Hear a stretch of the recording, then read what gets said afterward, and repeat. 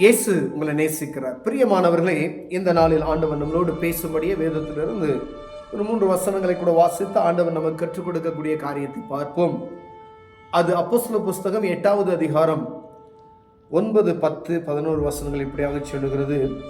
சீமோன் என்று பெயர் கொண்ட ஒரு மனுஷன் அந்த பட்டணத்திலே மாய வித்தைக்காரனாய் இருந்து தன்னை ஒரு பெரியவன் என்று சொல்லி சமாரியா நாட்டு ஜனங்களை பிரமிக்க பண்ணி கொண்டிருந்தான். தேவனுடைய பெரிதான சக்தி இவன் தான் என்று எண்ணி சிறியோர் பெரியோர் யாவரும் அவனுக்கு செவி கொடுத்து வந்தார்கள். அவன் அநேக காலமாய் தன்னுடைய மாய வித்துகளினாலே அவர்களை பிரமிக்க பண்ணினதினால் அவனை மதித்து வந்தார்கள். தேவனுடைய ராஜ்யத்துக்கு இயேசு கிறிஸ்துவின் நாமத்துக்கு ஏற்றவைகளுக்கு பிலிப்பு பிரசங்கிக்கிறதை அவர்கள் விசுவாசித்த போது புருஷர்களும் ஸ்திரீகளும் ஞானஸ்தானம் பெற்றார்கள். பிரியமானவர்களே, இங்கு 2 மனிதர்களை குறித்து வேதம் எழுதப்பட்டிருக்கிறது. சீமோன் என்று சொல்லப்படுகிற ஒரு மாய வித்தைக்காரன், சூனியம் செய்கிறவன், பில்லி சூனியம், மந்திரங்கள், இது சட்டவிரோதமான ஒரு காரியம். ஆனால் நம்ம நாட்டிலே டிவியில் மாந்திரம் செய்யப்படும், பில்லி சூனியம் செய்யப்படும், பெண்களை வசியப்படுத்தப்படும், இப்படிலாம் விளம்பரம் கொடுக்குறாங்க. அதை கேட்பதற்கு ஒருவரும் இல்லை. அதை குறித்து ஒரு கம்ப்ளைண்ட் பண்ணுறதுக்கு ஆட்கள் இல்லை. ஆனால் பாருங்க, இந்த நாட்டில் சமாரியா நாட்டை பூர்வம் ஒரு மனுஷன் என்ன செஞ்சானா, அவனுடைய தந்திரங்களினாலும் மாய வித்தைகளினாலும் அவன் ஜனங்களை பிரமிக்க, சிறியோர் முதல் பெரியோர் வரைக்கும் சகல ஜனங்களையும் அவனுக்குள் வசிப்படுத்தி வைத்திருந்தான் என்று வேதம் சொல்லுகிறது. பிரியமானவர்களே, இது தெய்வத்துக்குரிய காரியம் அல்ல. இது அவன் சுய காரியத்தின் நிமித்தமாய் ஜனங்களை வஞ்சித்து மாய வித்தை, மாயா அப்படின்றாவே என்ன சொல்லுது, அது பொய், பிசாசு சம்பந்தப்பட்டது. அவன் மாய வித்தைகளை நிமித்தமாய் ஜனங்களை அடிமைப்படுத்தி அவர்களை வஞ்சித்து அவர்களை வசியப்படுத்தி வைத்திருந்தான் என்று எழுதப்பட்டிருக்கிறது. பிரியமானவர்களே, தேவனுடைய பெரிதான சக்தி இவன்தான் என்று எண்ணி சிறியோர் பெரியோர் யாவரும் அவனுக்கு செவி கொடுத்து வந்தார்கள்.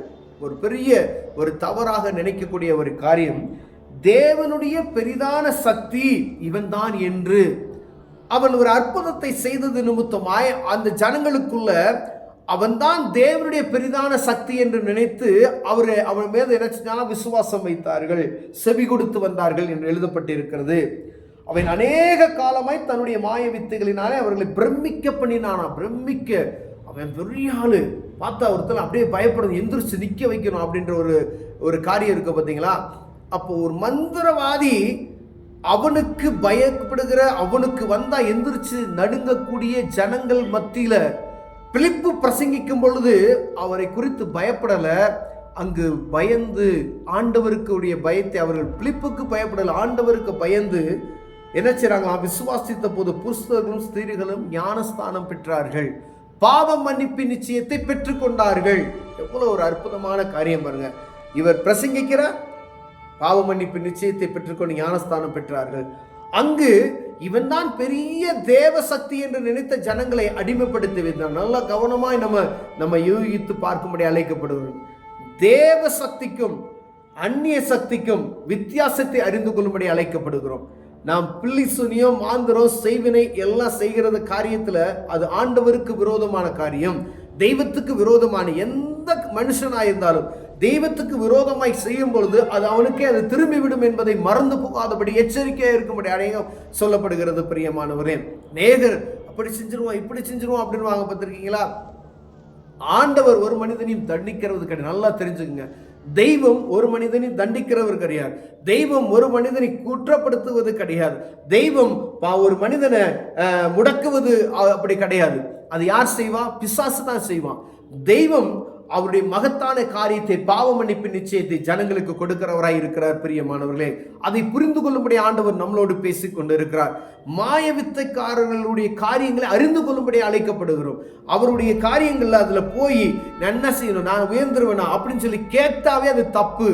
அப்ப எவ்வளவு ஜாக்கிரதையா இருக்க முடியும். நீங்க கஷ்டப்பட்டு உழைத்து உங்களுடைய தேவ சமூகத்துல போய் தெய்வத்திட்ட போய், ஆண்டவரே கடவுளே எனக்கு உயர்வை கொடுங்க அப்படின்னு சொல்லி நன்மையான காரியங்களை செய்து உண்மையா இருக்கும் பொழுது கடவுள் உங்களை உயர்த்த வல்லமையிலா இருக்கிறார். அதுதான் மேன்மை, உயர்வு. யாரோ ஒருத்தர் செஞ்சு கொடுத்த மந்திரத்தின் நிமித்தமாய், பொய்யின் நிமித்தமாய், ஃப்ராடு நிமித்தமாய் உயரக்கூடிய உயர்வு அது அழிந்து போகும். வேதம் சொல்லுகிறது கர்த்தருடைய ஆசீர்வாதமே ஐஸ்வர்யத்தை தரும், அது வேதனையை கூட்டாது என்று சொல்லப்பட்டு இருக்கிறது. அப்ப பாருங்க, கர்த்தர் கொடுக்கிற ஆசீர்வாதம் ஐஸ்வர்யத்தை தரும், அது வேதனையை கூட்டாது. ஏன்னா அது கொஞ்சம் கொஞ்சமாக தான் உயர்த்தப்படும். ஒரு வடுத்ததுமே ஒருத்தர் பெரிய கோடீஸ்வரன் ஆறானா அதுல ஏதோ ஒரு தவறு இருக்கிறது என்பதை நான் புரிந்து கொள்ளணும். அப்ப ஆண்டவர் கொடுக்கக்கூடிய, கடவுள் கொடுக்கக்கூடிய, தெய்வம் கொடுக்கக்கூடிய ஆசீர்வாதம் அது ஒரு நாள் வேதனையை கூட்டாது, அது ஐஸ்வர்யத்தை தருமா. உனக்கு செல்வத்தை கொடுக்கும், அது வேதனை உண்டாகாது. ஆனா சத்துரு கொடுக்கக்கூடிய ஆசீர்வாதம் ஒரு பெரிய உயர்வை உண்டாக்கும், அது வேதனையை கூட்டும் என்று வேதம் சொல்லுகிறது. பிரியமானவர்களே, இதுலயே நீங்க புரிஞ்சுக்கலாம். நிறைய பணம் வேணும், நிம்மதி இருக்காது.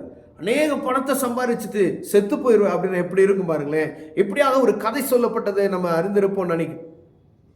ஒரு மனிதன், நல்ல ஆவிக்குரிய மனிதன், நல்ல தெய்வ பக்தி நிறைந்த ஒரு மனிதன், கடவுள் பக்தி நிறைந்த ஒரு மனிதன், அவன் ஓடிக்கொண்டு இருக்கும் பொழுது வேகமா அவனுடைய உழைக்கிறான், கஷ்டப்பட்டு உழைக்கிறான். ஆனால் சிறிது சிறிதாய் அவனால் சேர்க்க முடிகிறது. ஒரு நாள் படுத்து உறங்கி கொண்டு இருக்கும் பொழுது பிசாசாரன் பக்கத்துல வந்து, என்ன நீ இப்படி இவ்வளோ கஷ்டப்படுற, இவ்வளோ இது பண்ற, நீ ஆண்டவரை ஆராதிக்கிற, கடவுளை இருக்கிற, டெய்லி ஜெபிக்கிற, டெய்லி வேத வாசிக்கிற, ஜெபிக்கிற, அப்படிலாம் செய்கிற, ஒரு நாள் என்னைய நீ தொட்டுப்பாரு, நான் உன்னை ஆசீர்வதிக்கிறேன் அப்படின்னு சொல்லி. அப்போ இவன் என்ன செஞ்சானா, அப்படியா, அப்படி எங்க ஒரு நாள் இப்படி ஆசீர்வதிச்சிருவியா, அப்படி ஆசீர்வதிச்சிருவியா அப்படின்னு சொல்லி கேட்கும் பொழுது அவனுடைய ஆசீர்வாதம் பெரிதான். ஆண்டவரை விட்டு விட்டான். பிசாசுடைய சத்தத்துக்கு செவி கொடுத்து மாய வித்தைகளினால், மந்திரங்களினால் அவனை நிரப்பிக்கொண்டு பெரிய கோடி செல்வங்களை சேர்த்து கொண்டவனாய் மாறிவிட்டான். பிரியமானவர்களே, ஒரு நாள் வந்தது, அவன் பெரிய உயர்வு.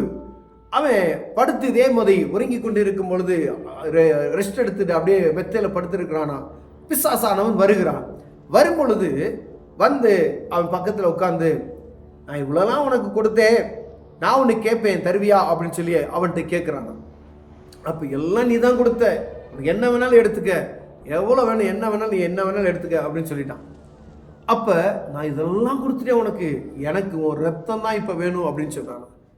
அப்போ தான் தெரிஞ்சிச்சான் அவனுக்கு, இவன் ரத்தம் குடிக்கிற ஒரு இரத்த காட்டேரி என்பதை நான் புரிந்து கொண்டேன் சொல்லி. அப்போ தான் வானத்தையும் பூமியும் படைத்தவர், ஒரு சர்வ வல்லமையில கடவுள் அந்த பூமியில் இருக்கிறாரு.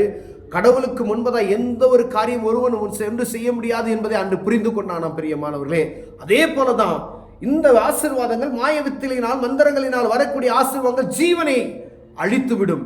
கர்த்தர் கொடுக்கிற ஆசீர்வாதம் அது ஐஸ்வர்யத்தை தரும், வேதனையே உங்களுக்கு வராது. பிரியமானவர்களே, கொஞ்சம் லேட் ஆகும், தாமதமாகும். கடவுள் கொடுக்கிற காரியங்கள்லாம் தாமதமாகும், அது நல்ல ஒரு பிரயோஜனப்படும். வேதனை வராது, கஷ்டம் வராது, மனபாரம் வராது, நிம்மதியா இருக்கும். இருக்கிறதை வைத்து குடித்து நிம்மதியா இருக்கக்கூடிய ஒரு சூழ்நிலைக்கு நேரம் நாம் கடந்து சொல்லுவோம். பிரியமானவர்களே, இங்க சொல்லப்பட்ட இந்த மாய வித்தக்காரன் அநேகர்களை மயக்கி வைத்தனான்.